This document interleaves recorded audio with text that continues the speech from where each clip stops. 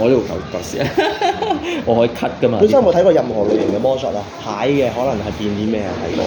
望過嗰啲魔術，變啲喺啲帽裏面變佢啲嘢出嚟嘅。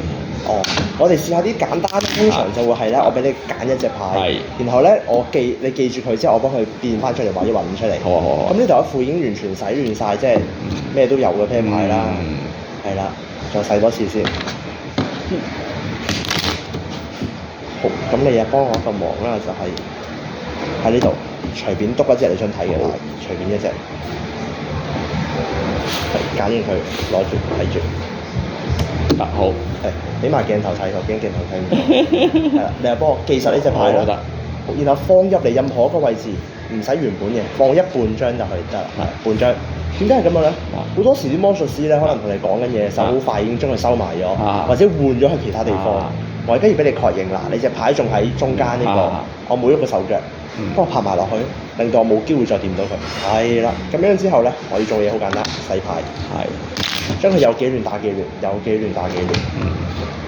然後你又可以幫我個忙喎，將佢咧多啲少啲咁冇所謂，分多咗兩沓出嚟。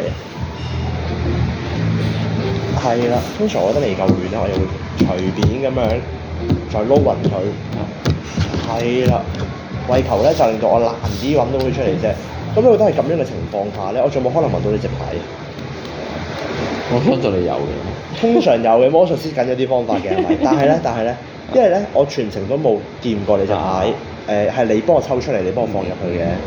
我想你幫我個忙，你揾佢出嚟。可能有個方法唔知啦，我幫你用排除法。我一陣間咧會咁樣去放啲牌落嚟，你幫我嗌停。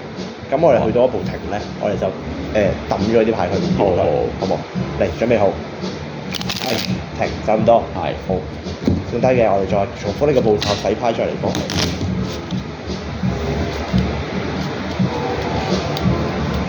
好，繼續再嚟。停。好啦，剩低少少啦，再放就放唔到噶啦。如果你剩低呢度分3沓牌，揀一沓你要揀邊沓？揀中間。揀呢個，我哋繼續鋪埋佢，繼續排除埋佢。好啦，去到最後啦。你信唔信我仲可以成功到？得。話俾我聽，你嗰隻牌係咩色嘅？黑色。黑色嘅。係。我估喺呢度。